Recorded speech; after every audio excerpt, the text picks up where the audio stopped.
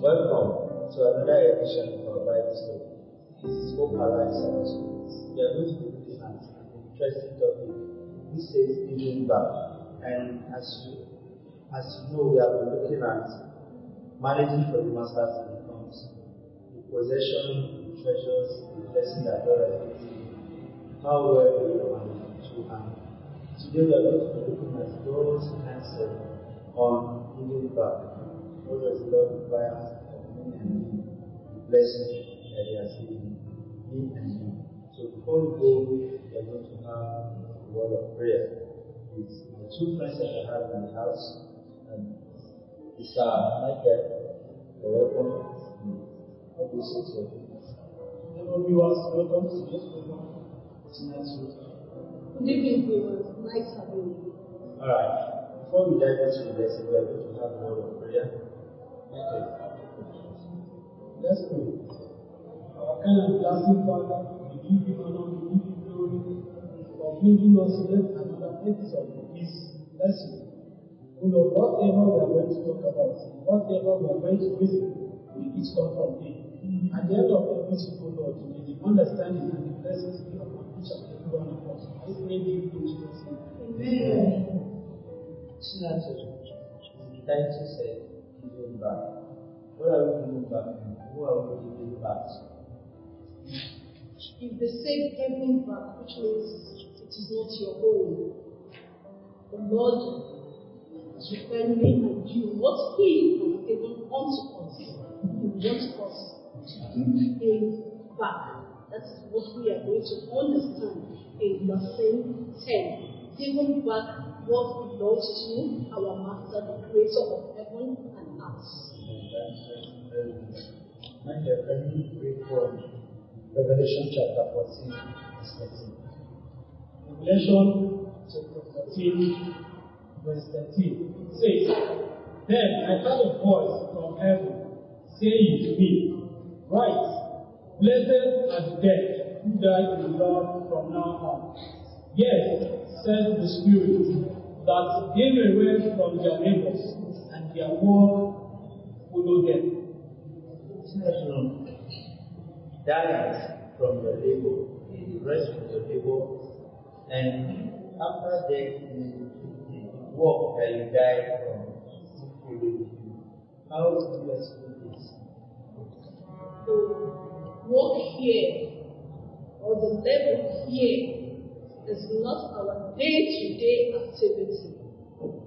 The one you go out in the morning, 8 o'clock, you go to your workplace, and you come back home. That is not the level the Master is talking about. The Master is talking about your spiritual level. Were you able to give alms? Were you able to give Bible studies? Were you able to win souls to Him? If you were able to do this, which means your legacy, your work will live after you. But if you're not able to do this, once you're no more, everything about you will be forgotten. Amen. Help me with Luke chapter 12, 16 to 21. Luke chapter 12, 16 says, And He spake a parable unto them, saying, The ground of a certain rich man brought forth plentifully, and he thought within himself, saying, What shall I do, because I have no room where to bestow my fruits? And he said, This will I do. I will pull down my barns, I will build graves, and there will I bestow all my fruits and my goods. And I will say to my soul, Soul, thou hast not food laid up for many days. Take thee, eat, drink, and be merry. But God said unto him, Thou fool, thus tonight the soul shall require of thee. Then whose shall these things be which thou hast provided? So is he that laid up treasure for himself, and is not rich towards God. And he said unto his disciples, Therefore I said unto you, Take no thought for your life, what you shall eat, neither for your body, what you shall put on. My friend, what is wrong with the attitude of this man? Okay, looking at the context of the scripture itself, he has this thought in him that, he said to himself, looking at what he has acquired, the wealth he has, and what he has accumulated, he thought that at the end of the season, he looked at it and then it was enough, and even thought to himself that he is going to break down those barns that he has and build bigger ones, forgetting where actually that wealth come from. He forgot the main source of wealth because he thought himself by saying, he's a selfless one actually. So you can't just say, only God, because he said, I am that I am. Only God has that right. So he has this mentality within him that actually he has gained much, and everything he got was according to his own power, according to his own authority, forgetting the main source. So what was wrong was that he forgot the main source, which was God himself, the center of everything that he has. Now, how can we get ourselves, or how can we avoid this trap that this man got himself into? Before then, I want to also add, so many of us are like this man, this rich man. We work, and even up to retirement, we have nothing to show for it. Before retirement, we should be able to plan for retirement, so that when it comes, it will not take us on. So whatsoever we are doing, we should consider that one day we must give account of it.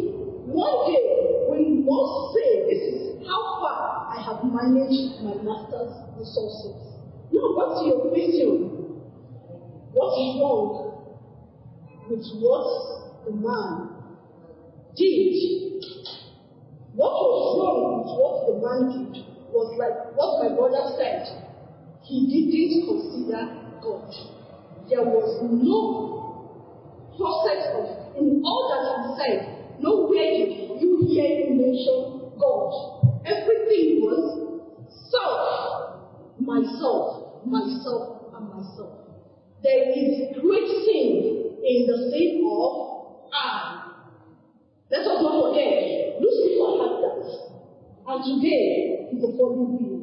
I want to make this, I want to make that. By the time we begin to go into the sin of I, we are bound to do what? To fall.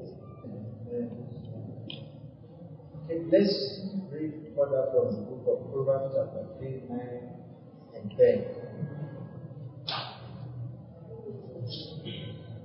Proverbs chapter 3, verse 9 and 10. It says, honor the Lord with your possession, and with the first fruits of all your increase. So your barns will be filled with plenty, and your vats will overflow with new wine. Amen. So let us read Proverbs chapter 27, 23 to 11.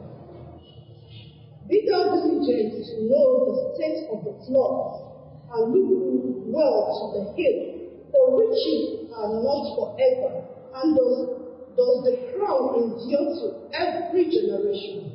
The hay appeareth, and the tender grasses showeth forth, and herbs of the mountain are gathered. The lamb are for the clothing, and the goats are for the price of the field. And thou shalt have goat's milk enough for the food, for the food of the household, and for the maintenance of the men servants. My friend, is wealth bad? Wealth is not bad. Because if you look at the context, actually, when if you are together, your expectation is that you have gain in it. When you work for something, on the normal context of it, you are to get a reward for it. Being it bad or being it good, you you are going to collect the reward for that thing that you do. So if I work for wealth and I actually acquire that wealth, being it in the right path, it's not a sin, and it's not a problem, and it's not a bad thing. So what's the bad thing there in having wealth? The bad thing there in having wealth of Proverbs says, "He who loves silver and gold."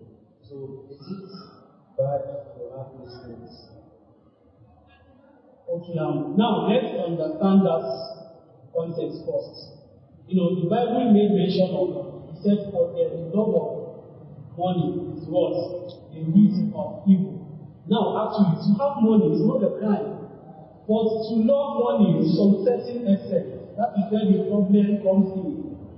If I remember in 1903, there was this passage that says, for you to acquire wealth or to actually work for riches or work for money is not a sin.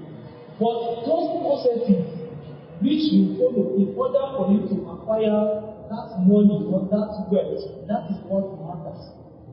Do you really follow the right path? Like one, you can't commit murder and get ransom. Or you can't bubble a house, enter, take some stuff, now went out and sell it, then expect that money you gave at the end of everything, they say God is going to bless you for it.